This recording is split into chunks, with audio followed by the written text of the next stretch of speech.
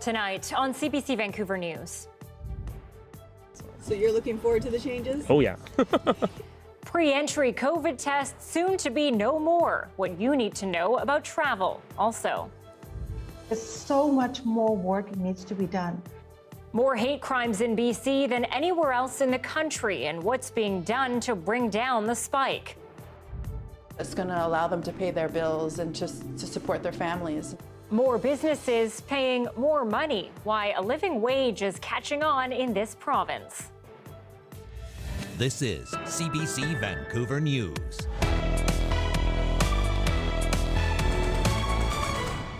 Good evening. Thanks for joining us. I'm Anita Bathe. Police reported hate crimes rose dramatically across the country in 2020, the highest rates right here in BC.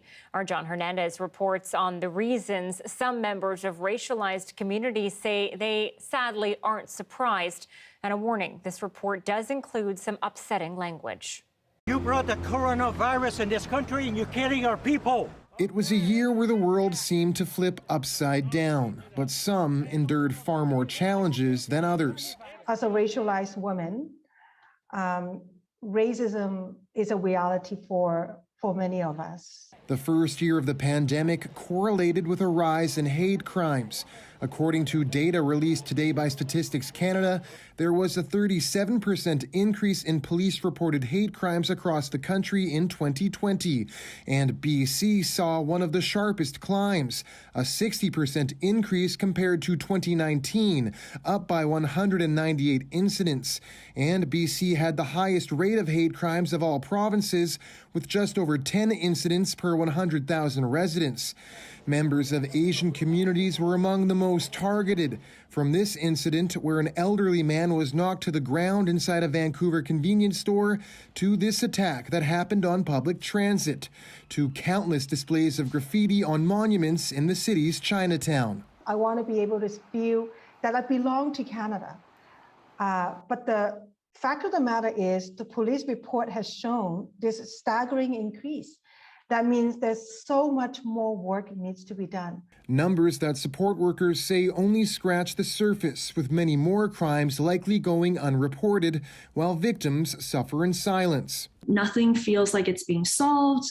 People feel overwhelmed and burnt out, and they want to know what to do about this. But voices calling for action continue to grow louder. I think the federal government needs to fund all jurisdictions so that they have a hate crime unit in their police force. This needs to be taken seriously. It needs to be resourced properly. People need to be trained to do this work, and it needs to be investigated. We have to have a very multilingual, accessible, and reporting system, so that people will feel comfortable and have a way to report to police if there's a hate crimes. Actions that, if adopted, advocates say could help buck an alarming trend. John Hernandez, CBC News, Vancouver. Clients of a Burnaby skincare clinic are being told to get tested immediately for sexually transmitted infections after sexual assault charges against an employee of Fab Skincare. RCMP say Farshad Kashani has been charged with 2 counts of sex assault with a weapon. 2 women have reported being assaulted during treatments at the clinic on Kingsway near Metrotown. Fraser Health says clients need to be screened right away for STIs because the clinic wasn't following infection control measures. At this time, the Burnaby RCMP is only aware of 2 victims.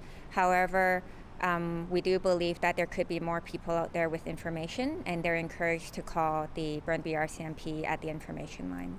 A biography on the clinic's deactivated website says Kashani worked on luxury cruise ships during cosmetic procedures and worked as a medical doctor in Iran for 5 years. Well, the Kaska First Nation says it's welcoming a new era of hope and healing. The community in northern BC premiered a meaningful video today about the demolition of a former residential school there. This moment in time, finally, this is getting its due attention. And now we can hear those children who couldn't come home. We're not done with the truth. We're not done with reconciliation. And I certainly know we're not done with healing. 12,000 students went through the Lower Post Residential School between 1959 and 1975. The institution impacting generations of families along the BC-Yukon border. A community and a cultural center both being built on the site.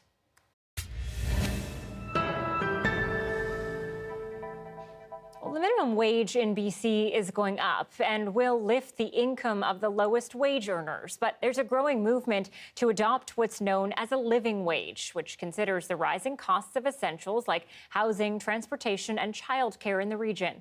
In Vancouver, one business has embraced this approach. And as the CBC's Alison Northcott found out, the owner and employees say they have a lot to gain. Let's go away. Patricia Massey says her Vancouver bookstore wouldn't be here if it weren't for her staff, and says paying them a wage they can live on matters. Because I'm responsible for, paying somebody a wage that's going to allow them to pay their bills and just to support their families. She's one of a growing number of small business owners and organizations certified as living wage employers, paying workers based on a calculation that reflects the true cost of living in their region. Rent of an apartment, food, transportation, and then a big one as well is childcare. For Yana Rankov, earning more at the bookstore has meant going from having 3 jobs to 2. It feels good as an employee to see how highly we're valued. There's no feeling of being disposable. We actually have the means to have an economy without poverty. Min Nguyen calculates the living wage in Quebec each year. For Montreal, it's about $18 an hour, $4.50 more than the province's minimum wage. They think about money all the time. Whereas if they actually earned a living wage, they would have more freedom, they could have more lightness in their lives, they could think about the future. Some students are doing French classes, English classes. At this Montreal nonprofit, Nguyen's calculation is used to determine employees' wages. You're less stressed because when you don't get paid and you don't get recognized with your employer and you get paid minimum wage, it not only affects your mental health but your motivation to go to work. There's hope more larger companies will start signing on too, but some say rather than pushing for higher wages from some businesses, the focus should be on targeted government policies to help people out of poverty. To drive up the wage of small businesses that already have very small profit margins and they have high failure rates. I don't think it's the way to go. I don't think it'll be effective. But back in Vancouver, Massey says it's worth the extra costs to keep her employees and keep her business going strong. Alison Northcott, CBC News, Montreal.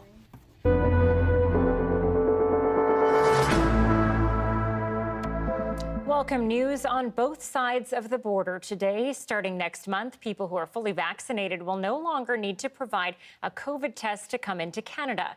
Janella Hamilton has more from travelers and businesses trying to recover. Less hassle, less money, and less confusion. Many people traveling from Canada to the U.S. are thankful they won't have to provide a negative COVID-19 test result before returning home. 2 hours just to research what you need to do to get in and out of borders and things like that. Jen Pizzell and Aaron Keatla say the change will encourage them to travel south more often.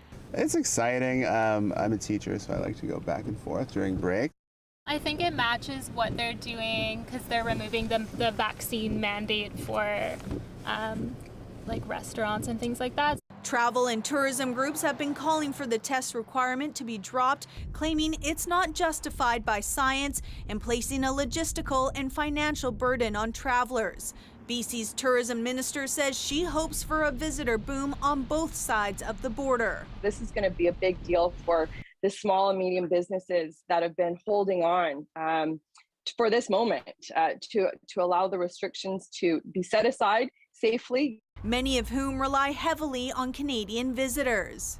Welcome back to the Costco's and the Walmarts and the Bellis Fair malls of the community, but our smaller border towns that those dollars impact. Some of these smaller businesses still trying to stay open after November's devastating floods. So when you look at especially the Everson, the Nooksack, the Sumas communities, this border reopening is significant.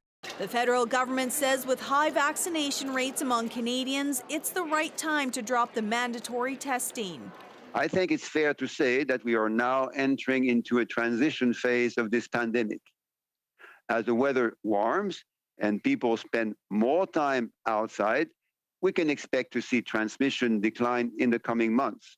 Despite pre-entry test requirements lifting, travelers will still have to use the ArriveCAN app to enter their vaccination status before arriving in Canada. Those who do not may be tested upon arrival and will have to quarantine for 14 days, regardless of their vaccination status.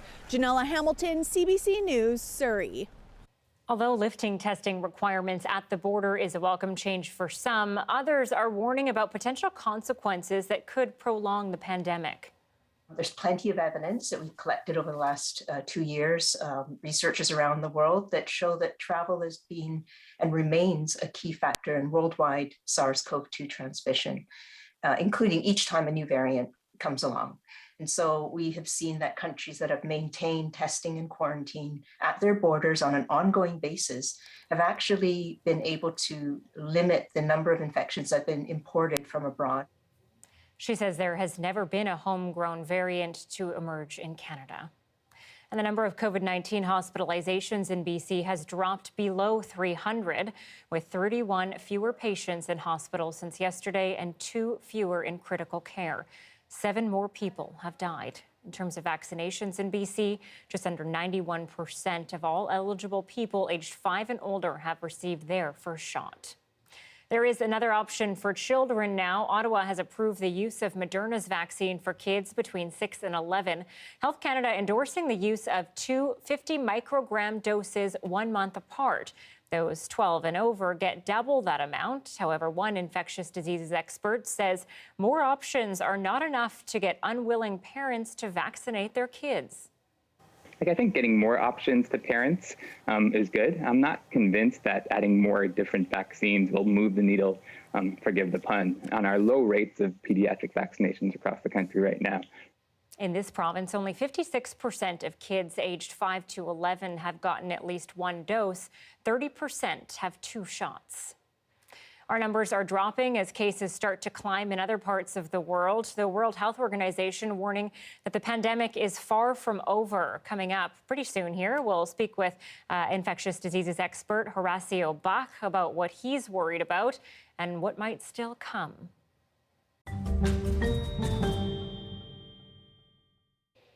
Okay, it's time to get into our search for the best small town in BC.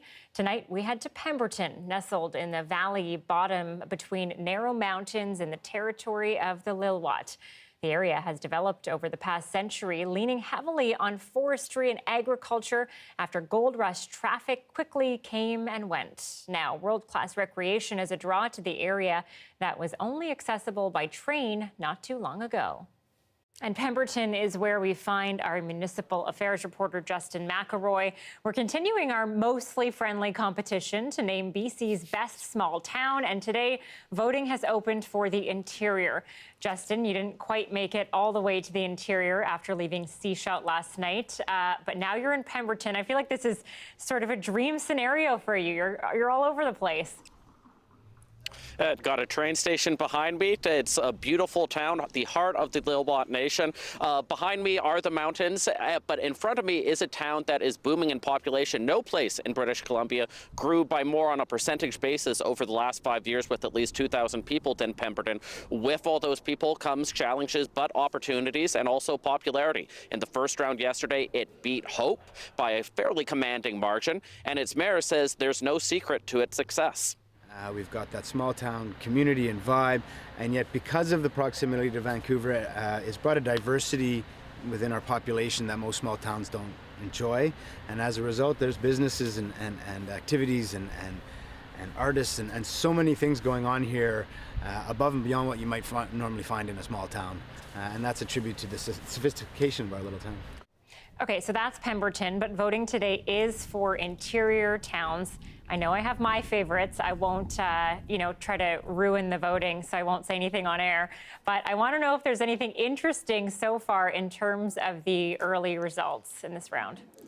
Yeah, 32 towns, Anita, from the Kootenays to the Boundary, Okanagan, Shuswap, Columbia, and already we're seeing some upsets. Trail, a huge town in the Kootenays, it has more than 4 times the number of people of Nakusp, but look at Nakusp dominating in that matchup. It's a beautiful town right on the waterfront. But there's also some really close matchups as well. Greenwood, the smallest city in Canada, they call it, beautiful water to drink there. It's neck and neck with Princeton right now. Anything can happen. Voting still underway. We'll see which of those 2 towns make the final 16 for the interior region. Next week, we have 64 towns remaining. It'll be fun to see which ones go through.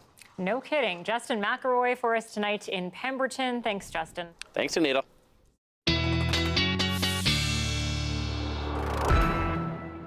Meteorologist Johanna Wagstaffe joins us now. Joe, Justin said it was pretty warm up there in Pemberton, but for me here, freezing today with all this rain.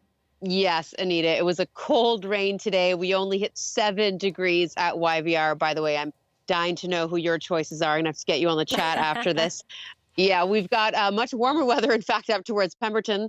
Often the hotspot across the province, but we're not seeing much in the way of double-digit temperatures today. Let me take you to the current temperatures across the south coast. We're at a 6 right now for YVR, dropping a degree. 6s out towards the valley. Seasonals for this time of the year, 11. So it was definitely a chilly rain. Now that rain is starting. We're beginning to see the end of the beginning, I'll put it that way. The steady rain that's been falling basically since the pre-dawn hours. Still falling heavily for most of Metro Vancouver. But as I take you through the next couple of hours, we will start to see that front cross the south coast. So the end is coming with this round anyway. That's associated with that low hitting the north coast today. The next low hot on its heels, but that won't bring the steady rain back until tomorrow night. So what's in between, you ask? A little bit of a break. Down to a 6 overnight tonight. Clearing skies through the overnight. We'll be back to some sunshine to start your Friday, but watch for a stray shower in the afternoon. And then the next round begins tomorrow evening. That will take us through to Saturday morning. So we've got rounds of rain to get through, Anita. I'm happy there's sunshine in between, and I'll break it all down for the weekend coming up. Oh, me too. Okay, thanks, Joe. You're welcome.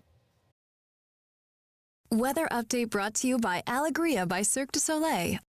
Opens March 25th at Concord Pacific Place.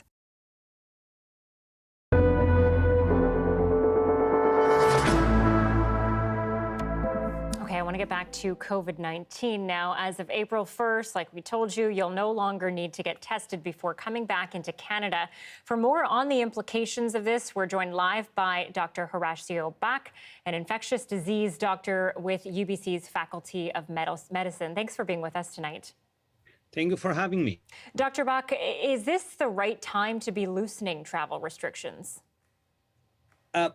Probably it's too quick, all these measurements that have been lifted, like a mandate of a mask and passport that's going to be expiring very soon, because we still have the virus around, and we have now this subvariant Omicron B2 that is under monitoring around the world because we still don't know the behavior. So for me, it has been a little early to lift all these mandates, basically. What's your biggest worry in terms of what could happen? Because we know people, they started traveling right at spring break, and they're going to travel even more now after this is lifted. What is worrying me is that we know from a recent study that was published that the level of neutralizing antibodies that we develop as a result, even from the 3rd dose, are fading or almost disappearing after 6 months. And that we will have a period where people will not be completely immunized or having all the defense. And the worries are also related to this group of people that are at risk. For example, immunocompromised people. That means that they don't have the immune system ready to combat any disease. So, or takes longer, and they're very, that is very problematic, because just think that someone is bringing the virus. Now there is no mandate for mask, which will be optional. So I guess most of the people are going to drop the mask. There is no passport, and these people will need to be exposed accidentally to these new variants or subvariant that will come. Especially these people, they are vaccinated, but the level of protection will go down, and then they will be prone to pass the disease. So given all that, coupled with the fact that people are in fact going to travel, are there still safety measures that we should be considering when we hop on a flight?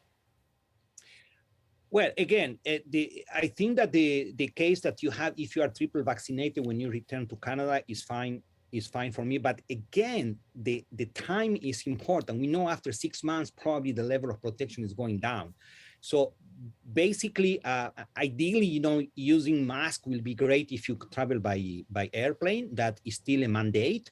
And try to do, continue to type of guidelines, like, don't be in a crowd and try to be outdoors all the time. But for travelers, I think that is too early to drop that. And then we need to see what will be the consequences. Just quickly before we let you go here, I want to talk about BC's approach to lifting, almost all restrictions. Do you think that all happened too quickly? Well, I understand that it's already optional to wear the mask, and the pass will be, basically deleted or trashed in a couple of weeks. And I think that is too quick again, because we still are not in a position that we control the virus. We know that there's a decrease in the hospitalization or in the ICU, but still there are people that they get sick, and these people, the number will start to grow at the moment that the protection from the third dose will start to disappear, and these people can disseminate the virus again and be reinfected and then pass to the people at risk. That's my main problem and concern, that people that they are at risk that may be infected again. And we know that today, most of the people that are in the dying, let's say today that 9 people died. So most of them were even with a triple vaccination. Dr. Horacio Bach, thank you for being on the show. Thank you for having me.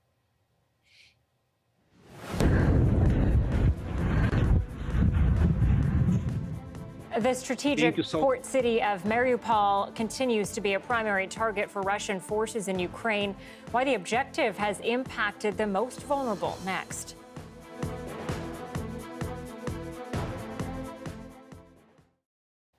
Welcome to our commercial-free live stream. There is hope, an educational program in Windsor, Ontario that brought together university students and inmates will return in the fall. Walls to Bridges offered credit courses to inmates who studied alongside students from the outside. The program was paused because of the pandemic, and as Dale Molnar explains, there's a lot of work to catch up on. In 2017, the Women's and Gender Studies Department at the University of Windsor partnered with the Southwest Detention Center to start the Walls to Bridges program. University students took classes with the inmates at the jail. An instructor with the program says it benefited not only the inmates, but the outside students as well.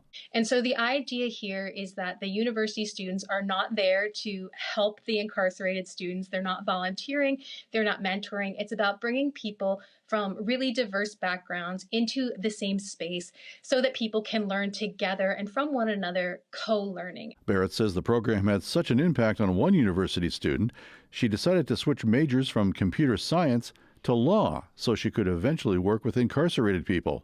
A local defense lawyer says not having this program running is a real loss. One of the 3 pillars of sentencing is supposed to be rehabilitation, and the idea that someone can aid themselves in their own rehabilitation while in custody is obviously it's an important tool in the criminal defense lawyer's toolbox, but it's also an important part of our justice system that, sending someone to jail isn't just a cost on the taxpayer, that there is some hope that they can learn skills while in there. MPP Lisa Gretzky wants to see the program reinstated now that restrictions are being lifted. I would also add that it's really important that where possible, the provincial government could step in and ensure that everybody has whatever they need, whether that's PPE or other things, in order for the program to be able to continue at the Southwest Detention Center, even during a pandemic. A spokesperson for the Ministry of the Solicitor General tells CBC News that even though the Walls to Bridges program isn't currently running, the inmates can still attend a literacy program and get addictions counseling. Barrett says that she hopes that the Walls to Bridges program can return in the fall. Dale Molnar, CBC News, Windsor.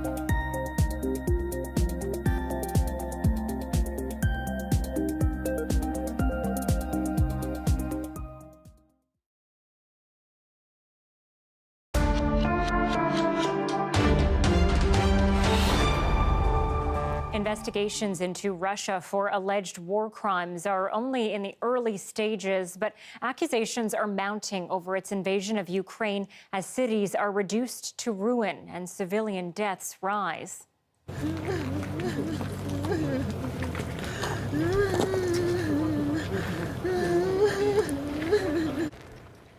This man in Kyiv weeps over a body after a missile intercepted over the city still slammed into an apartment building. The death and destruction in civilian areas is growing almost by the moment. And while it's not clear whether it's from international or indiscriminate fire, the result is the same. Now, one city in particular has been the site of crushing attacks on civilians. Mariupol, in the southeast of Ukraine, where nearly 500,000 people once lived, has been devastated by Russian attacks. The latest is the bombing of a theater sheltering civilians. And as Chris Brown shows us, there are few people there to help. Mariupol is in ruins. Pounded day and night by indiscriminate Russian bombing and artillery attacks, civic officials say 90% of the city has been rendered unlivable. It's a horror, she said. What for? What are we guilty of? A long line of cars brought some to relative safety, but many more remain without transportation to make the journey. Even though the word diete, or children, was written outside the city's historic theater, Russian bombs hit it anyway Wednesday, prompting fears of a massacre. It's still unclear how many died or were hurt, but this Ukrainian MP says the shelter underneath held. People, more than 1,000 people who were there. It's mostly women with children. They started to went out.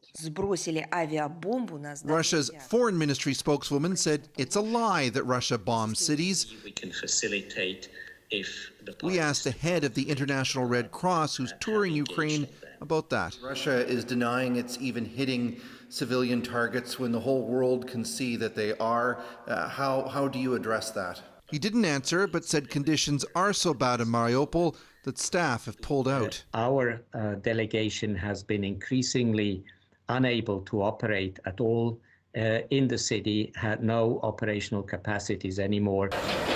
In Lviv, spared the worst of the war, the Canadian-Ukrainian shipping company Meast is moving supplies daily into Ukraine, most donated by Canadians. But its owner is worried about his workers in Mariupol and other Russian-occupied areas. Unfortunately, we have almost 420 people we can't reach, and we don't know what's happened with them, said Rostislav Kissel.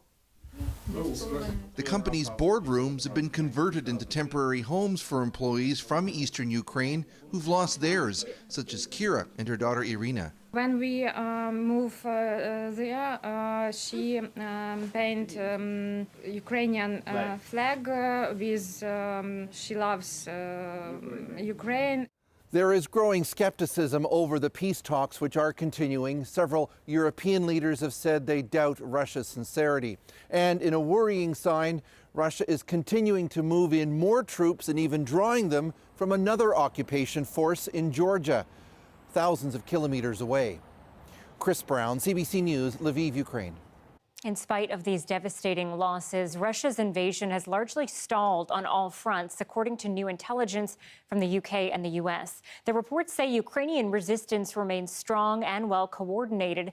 And as the CBC's David Cochrane tells us, that means the vast majority of Ukrainian territory remains under Ukrainian control. Russian forces to the east of Kyiv are about 30 kilometers from the city center. That's largely where it's been for the last several days. And in that time, the capital city has endured intense shelling. And as bad as that is, it pales in comparison to what the people of Mariupol in southeast Ukraine are enduring. That city remains isolated. The Russians pound the city with deadly long-range artillery. But despite that, U.S. officials say the city is still being effectively defended. Now, in another key city, Odessa, a major port on the Black Sea, the U.S. says there have been no significant Russian forays there, but there has been shelling in nearby towns. The UK assessment is that Russia has probably fired off more rockets and missiles at this point in the invasion than originally planned, and as a result, the UK Defense Ministry is warning that Russia may be resorting to using older, less precise weapons, which put civilian lives at risk. Things are going slower than Russia expected. It has failed to take control of the airspace, and all of that is eating into Russian supplies of its more modern air-launched munitions and forcing them to use older and less effective ones. So this is the assessment of the state of things after 3 weeks of war. Ukrainian resistance is held. Civilian targets now appear to be bearing the brunt of this. David Cochrane, CBC News, London. And Canada is deploying another warship to the conflict overseas. HMCS Halifax will leave Nova Scotia on Saturday to join NATO allies responding to Russia's invasion of Ukraine. The ship had been scheduled to go to the Middle East. Instead, it's been retasked to help NATO forces in the Baltic region. Russia has 2 major naval bases on the Baltic Sea. HMCS Halifax is scheduled to be there until at least July, but that could change depending on developments in Europe. Early last month, HMCS Montreal arrived in the Mediterranean region on a previously scheduled deployment. Now, many Russians who are against their government's invasion of Ukraine have fled across the border into neighboring Latvia, some saying they may never return. And as Briar Stewart explains, they face increasingly hostile rhetoric from Vladimir Putin. The Grinbergs are settling into life in Latvia. Ding dong, ding dong. The family took the last flight out from Moscow 2.5 weeks ago. Mikhail Grinberg works for the tech company Yandex, a dream job, but in a country he doesn't want to live in anymore. For me, it's a combination of I want a better future for my family. There's definitely that. I'm not going to deny that, of course. But also it's avoiding this feeling of disgust. The family made a choice, and in the eyes of President Vladimir Putin, would be considered scum, which he now says Russia needs to be cleansed of. Those words don't bother the Grinbergs. That's not what's keeping them up at night. I think I try to move from guilt to responsibility, like to think, okay, this is what happened, what can I do, how can I help? But of course, every time I fall asleep, all I can think of is about kids who died. With EU airspace now closed to Russian planes, the way out for many is over land. In order to cross into Latvia from Russia, you have to have a visa from the Schengen area, and Latvia is no longer issuing those to Russian citizens. But other citizens are eligible, which is why when CBC visited the border, it was mostly Ukrainians who were coming across, including a group of nurses who worked in Moscow but were headed to Ukraine to help out. You never think you will go back to Russia? To Russia, no thank you, she says. That's it. For what they're doing now to our people, they're enemies for centuries.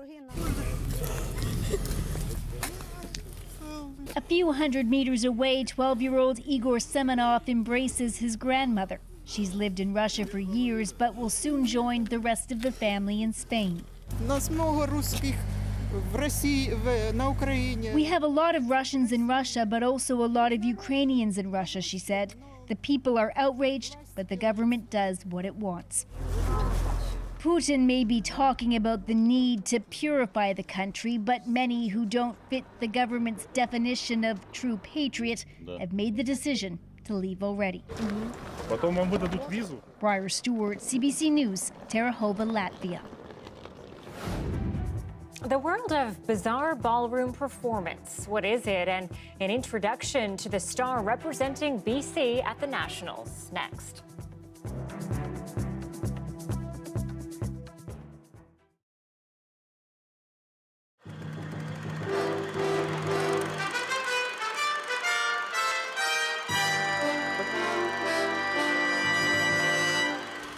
It wasn't just at the Quebec summit that Irish eyes were smiling. Montreal had its annual St. Patrick's Day parade this afternoon. There are a lot of Irish people in Montreal, and just about all of them came out for Canada's largest St. Patrick's Day parade. A lot of others, too, 125,000 people in all.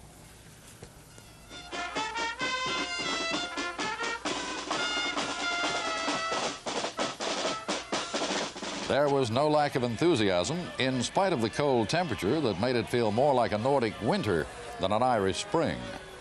Happy St. Patrick's Day to you. Top of the morning to you. Yeah. Top of the morning to you. It started as a holiday to remember the saints who brought Christianity to Ireland. It's blossomed into a celebration of the Irish culture.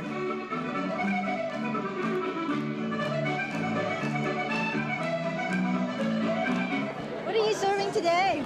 Traditional Irish stout, Guinness. No green beer? No.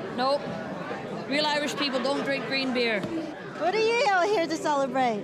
Well, St. Patrick's Day, of course. He drove all the snakes out of Ireland and brought Christianity. We all came to Canada. And how They did. We all came to Canada, yeah, that's where the money is. And for the Irish, the blarney is as much a part of the culture as the beer. Oh, he's down there, all right. He's in there, you see. Oh, yeah. Every St. Patrick's Day, he likes to come out, right? And he likes to have a sup of Guinness, right? He likes the Guinness. That's my friend, Patrick. Is he a leprechaun? That's a leprechaun. Comes every year. He just comes over for the weekend from Dublin. Oh, really? He just came in this morning, so he's very tired. He's just very tired. Look at him. Hey, wake up! Paddy, say hello. He's been drinking all morning. He's been tired. He's tired. He's been drinking all morning. He'll be dancing later, a little later. But now, are leprechauns real? Of course they're real. The only people that don't believe they're real are the people in North America. But any Saturday evening about 11 o'clock in Ireland, you can surely see a leprechaun. Have you seen them before? Absolutely, especially after a few pints of this. Why are you wearing this button? Why should people be warned about you? Warned about me because, I got a twinkle in my eye. Just over from Ireland, having a good time celebrating St. Pat's Day. Enjoying myself. Great city, Vancouver. Really enjoy it here. And the best of luck to all the Irish people here in Vancouver. Thank you.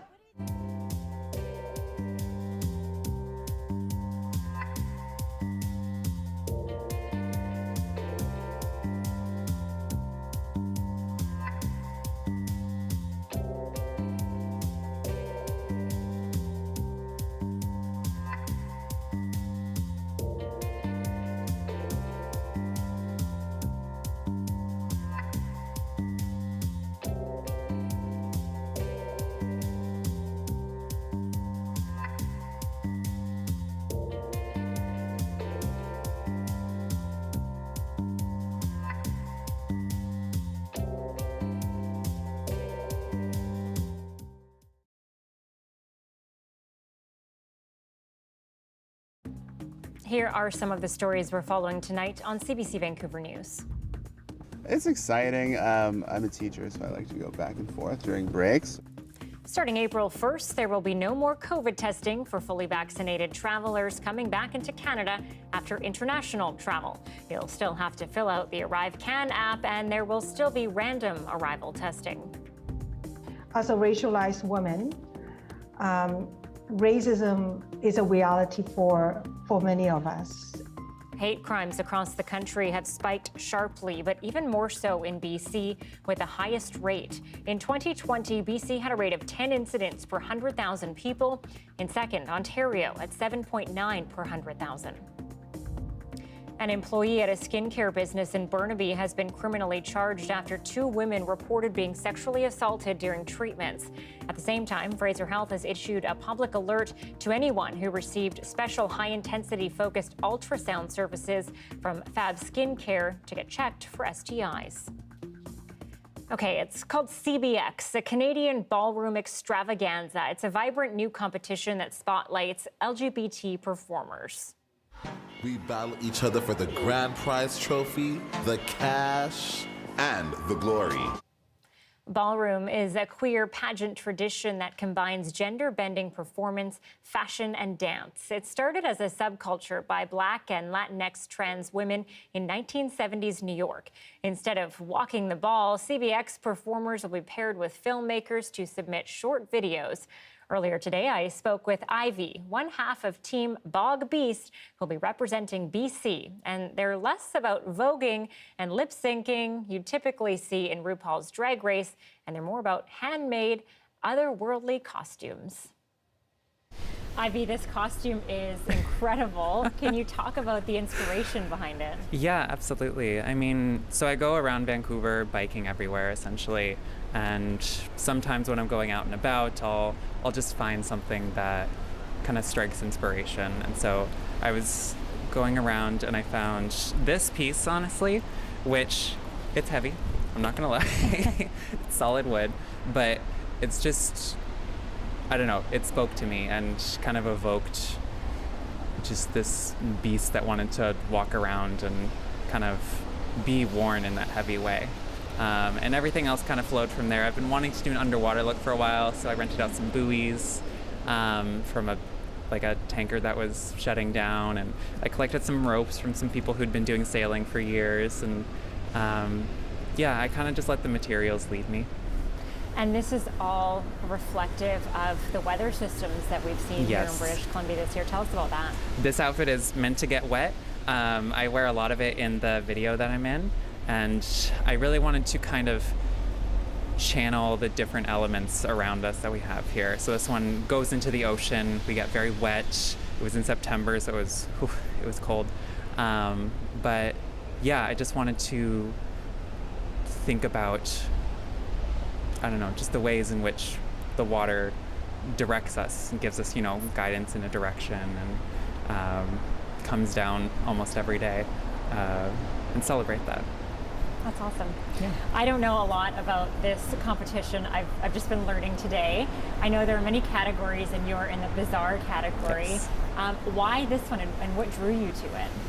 You know, I did my first time walking in it back in 2018, and I was kind of in this place where I'd been wanting to make art, but nothing was quite clicking. And I participated in the sci-fi ball, and made this weird alien look. And I don't know, something about the combination of bringing this creature to life and making it out of materials that were important to me, as well as being up on the stage and performing for people, like, I don't know, something just clicked. And I think it's like that for a lot of people who are in the scene. Just, it gives meaning and space where you didn't think it was possible otherwise. Well, obviously it's done that for other people as well, because you are representing British Columbia in this competition. Yes. What does that mean to you, and what's your headspace going into all this? Oh my gosh. Well, it's a lot of pressure, I feel like.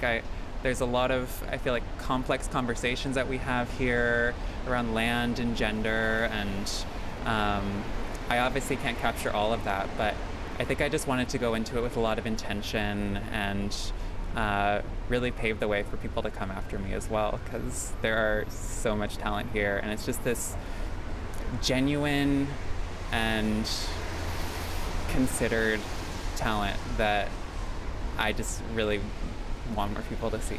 And I think I did a pretty good job representing it. I think so too, and we're excited for you. Hoping we can end this interview with a little performance. Absolutely, okay, yeah. Take it away.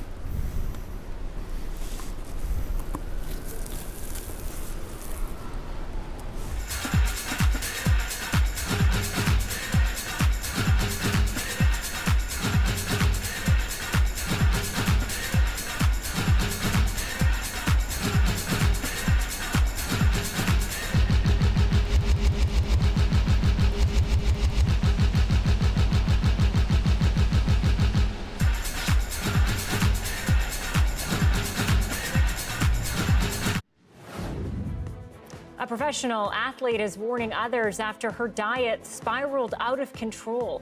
How her focus on eating healthy became a big problem. Next. And at 6:43 here, you're looking at a live shot of Dublin, Ireland. It's the wee hours of the morning there, but still plenty of people out celebrating St. Patrick's Day.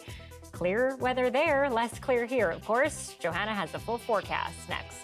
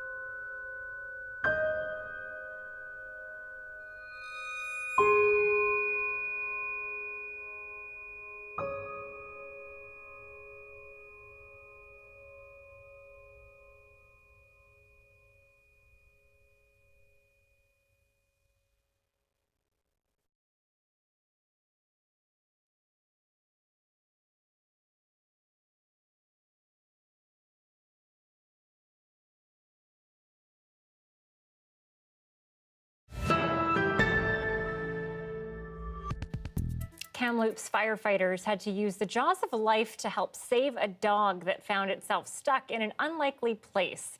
This puppy got itself into more trouble than it could handle. Kamloops Fire leaped to the rescue, pulling out the jaws of life to pry apart the metal of this furniture and pull the dog to safety. They say this wasn't as typical as a cat stuck in a tree, but of course, they were still happy to help. Poor guy. But perhaps now he'll be able to enjoy a little bit of the sun, because I think Kamloops might be getting some of that too. Yes, yes. I think that dog deserves to go out and roll around in the sun tomorrow in Kamloops. Yeah. Also, that dog is much bigger than I expected for a dog to get stuck. I was picturing a little guy, but yes, that was a large dog for a couch. We've got sunshine across much of the province tomorrow between systems. It's not quite as blue sky a break as we had yesterday, but it's not too shabby as far as the waves of moisture we've been getting go. Let me take you first to the current temperatures across the country. It is feeling much more spring-like. I wanted to draw your attention to southern Ontario, where this evening, and we're now getting into the late evening hours, it is still 13 degrees in Toronto. Windsor, Ontario, hit 19 degrees today, and they often see good old seesawing temperatures just in time for March break, and that came true. 6s for Vancouver and Kelowna. Let's take you through the rainfall forecast. So things are beginning to end, as I mentioned earlier, as far as the steady rain. We've got showers tomorrow, but then watch Friday evening into Saturday morning, one more good pulse of moisture, and that will bring an additional 40 to 60 millimeters for parts of Metro Vancouver. Mainly the North Shore of Tri-Cities, you'll see that upper end of the rainfall totals, but most of the city getting 20 to 40 millimeters. And that's just in that Friday night to Saturday morning punch. There's the sunshine in through the interior. Kamloops and Kelowna included double digits as well. Beautiful day in through the Kootenays. Williams Lake, Prince George, lots of sunshine. You may see a stray shower in the afternoon. Blue sky up towards Fort St. John as well. Prince Rupert, you've got that rain coming in. And watch as I take you through the forecast. Here's that next system that pushes into Haida Gwaii overnight tonight into Friday afternoon. And then that front works its way down to Metro Vancouver for tomorrow night. Behind it, if you look out towards the Pacific, it isn't an organized system. It's definitely one that will bring a few showers as we head into the official start to spring.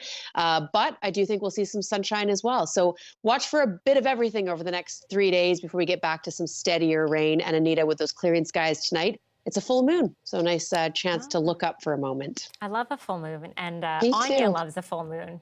So. Does she? Yeah. Oh, that's so cute. Okay, let her know from me that it's one to look for tonight. I shall. Thanks, Joe. You're welcome.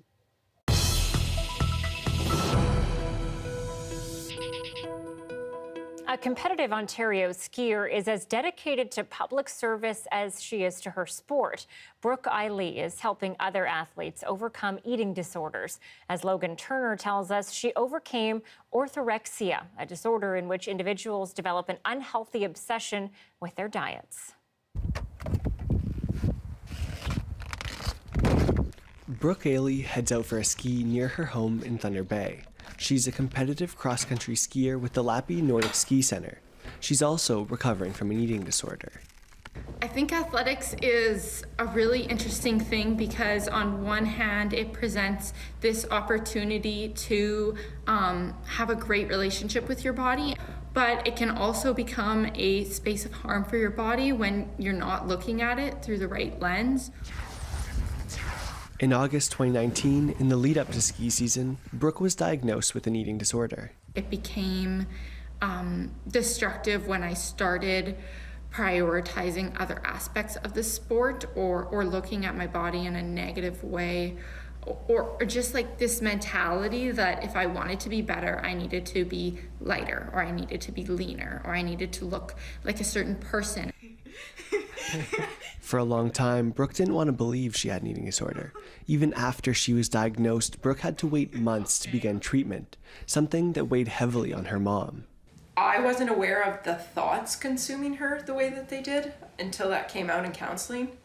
I didn't realize like it was taking up her whole day. In retrospect, I can see that now because she was very anxious, indecisive. Brooke says her relationship with food has improved. She finished her treatment just over a year ago. Now, Brooke is trying to bring more awareness to the issue of eating disorders in athletics, something experts say is a growing problem. This year, she joined the Youth Advisory Council for the not-for-profit Fast and Female.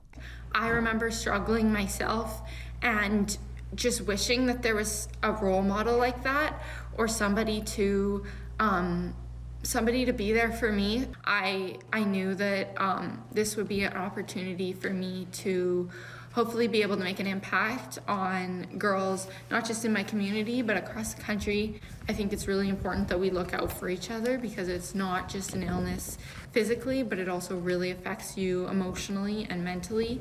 And I want people to know that there's help out there, and that there is life beyond food, and there's life beyond eating disorders.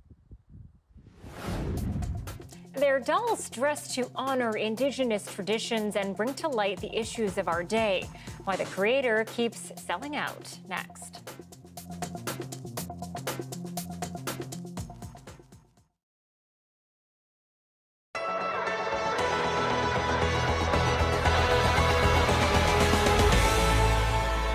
It's been a great time. People come out, people are happy, they're friendly, they love their green beer.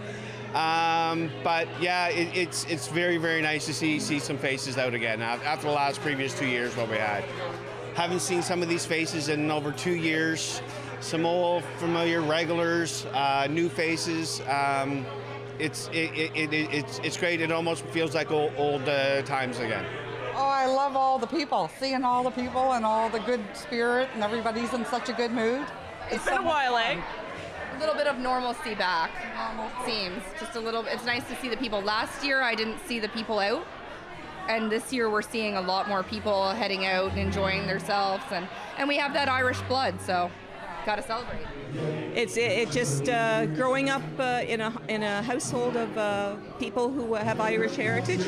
It's nostalgia, it's reminiscing, it's just, it's home. I gotta say, it's really good to be out here at Shamrock City in downtown St. John's. Say hello, Shamrock City.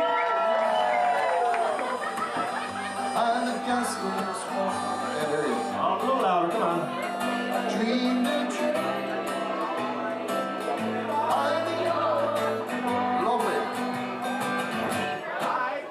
I'm here to enjoy myself here at Shamrock City. I think it's great to be out there for 2 years, long years. It's been too long. You know, compared to my tradition every year, I come out and enjoy the music. I loved it. Sing me better. I met my love at the Gasworks Hall. Dreamed a dream by the old canal. Making up for 3 years of last St. Patrick's Day, so we're having 3 times the party. Is that right? Oh, come on, is that right?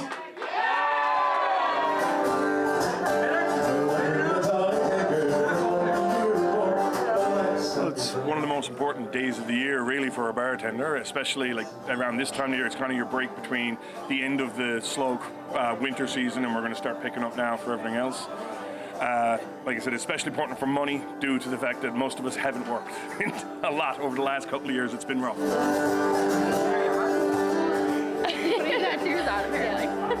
We're having a drink here now today at the Broderick's Club. We used to come out for like past 5 years for sure, and then the past 2 obviously not. But. And what was it like the last 2 years not being able to come out at all? It sucked. I worked a lot. You see all of it. God, what a lovely social crowd. Thank you so much to all those antisocial people for staying home.